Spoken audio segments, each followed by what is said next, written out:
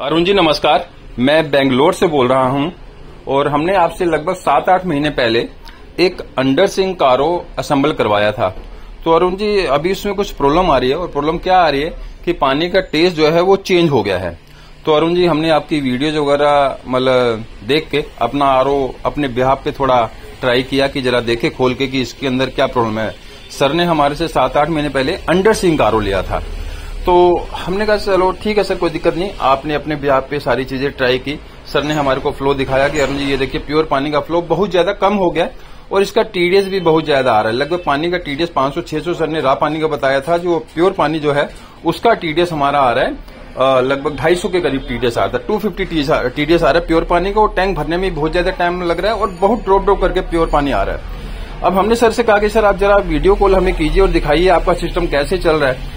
और एक चीज हमने स्पेशली पूछी जो कॉमन एक प्रॉब्लम होती है कि भी टीडीएस ये जो मेम्ब्रेन हमारी ये देखिए ये हमारा आरओ मेम्ब्रेन होता है, आरओ के अंदर लगाया जाता है और पानी का टेस्ट समस्या यही चेंज करता है। जो आप पानी पीते हैं ना आरओ का टेस्ट लगता है वो इसी का काम होता है और टीडीएस ये लो करता है। और ये ऐसी जबरदस्त मेम्ब्रेन हमने सर को दी थी सेम ब्रांड की सेम क्वालिटी वाली और वो अगर 1500 टीडीएस 1500 टीडीएस पे भी मेम्ब्रेन हमारी जो टेक्नीशियन है दिल्ली एनसीआर में लगा रखा है या आप लोगों के भी रिस्पांस अच्छा आता है और बेंगलोर में भी ये दे रखी है और स्पेशल हमारे से 15-15 20-20 मेम्ब्रेन होलसेल रेट में हमारे से भैया यही मंगवाते हैं। लेकिन सर के ऐसी प्रॉब्लम आ क्यों गई जबकि टीडीएस भी 500-600 है।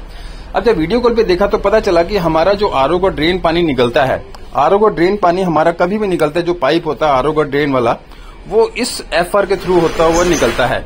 ये फ्लो रिस्ट्रक्टर होता है। अब होता क्या है कई बार हमारा ये एफआर ना जल्दी चोक हो जाता है।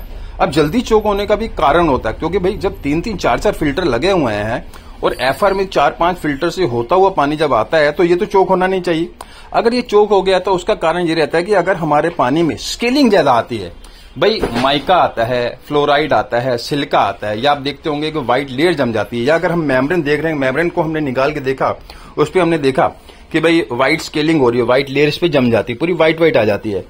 तो उस कारण से भी क्या है कि वो सारी स्केलिंग हमारे ये फिल्टर्स वगैरह नहीं रोक पाते। वो डस्ट, केमिकल इम्प्योरिटीज और एक्सेस टीडीएस को रोकते हैं। लेकिन अगर स्केलिंग आएगी तो वो क्या होता है कि इसको तो चोक करती है आरओ मेम्ब्रेन को तो चोक कर देती है सारा व्हाइट लेयर, लेकिन इसके अंदर भी आप देखेंगे एक जाली होती है, नेट होता है, इसको भी चोक कर देती है। और अगर ड्रेन पानी यहां से बाहर नहीं जाएगा आरओ का, जो गंदगी बाहर निकलनी चाहिए, एक्सेस टीडीएस जो बाहर निकलती है वो नहीं निकलेगी तो वो कहां जाएगी सारी।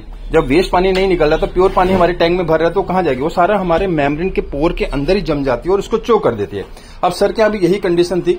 अब लेमैन कई बार क्या होता है कि उस तरफ वेस्ट पानी की तरफ ध्यान देते हैं, कई बार नहीं देते हैं। 90% हमने देखा है कि वेस्ट पानी एक बार लगा दिया अंडर सिंक आरओ में उस तरफ ध्यान नहीं देते। हाँ ठीक है निकल रहा होगा जो भी है।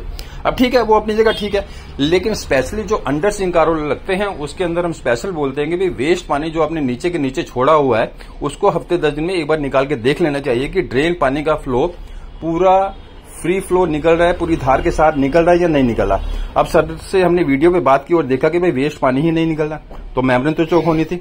अब मेम्ब्रेन चोक इसलिए हुई कि वहां स्केलिंग आ गई। ये सारी चीजें मैंने जैसे आपको बताई। अब कभी भी ऐसी अगर कोई दिक्कत आती है अब नया मेम्ब्रेन तो लगाना पड़ेगा ना, भाई पानी तो हमें पीना है। लेकिन नया मेम्ब्रेन अगर लगा देंगे और फिर दोबारा स्केलिंग होगी तो फिर हमारी मेम्ब्रेन जल्दी चोक हो जाएगी। अब ठीक है जब तक हमें नहीं पता, लेकिन अब जब पता चल गया कि इसमें स्केलिंग हो रही है तो हमें कभी भी आरओ अगर चलाना है तो इसमें सबसे पहले हमें मेम्ब्रेन तो लगा रहे हैं उसके साथ ऑटो फ्लश जरूर लगाइए। ऑटो फ्लश क्या करेगा, ये एक डिवाइस होती है, ये ऑटो फ्लश क्या करता है जब भी हमारा आरओ ऑन होगा मतलब इसे आरओ सिस्टम में लगा दिया जाता है, पाइप इसके थ्रू होकर निकलता है, ऑटो फ्लशर इसे बोलते हैं। ये हमारी मेम्ब्रेन की साथ के साथ सफाई करता रहेगा, इसमें ना स्केलिंग ज्यादा होने नहीं देगा।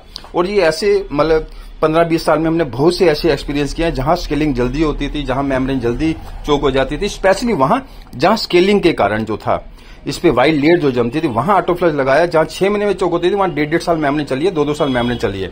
तो ये ऑटो फ्लश अब हम सर को ये दे रहे हैं कि सर इस बार जो आप मेम्ब्रेन लगाएंगे ऑटो फ्लश पहले जरूर लगाइए, दोबारा रिस्क मत लीजिए। Auto flush plus anti scalant की ये एक कार्टेज आती है या इसकी एंटी स्केलेंट की इसके अंदर ना बोल्स होती है, अगर आप देखेंगे तो बोल्स वगैरह, तो ये प्री फिल्टर के अंदर भी डाल सकते हैं।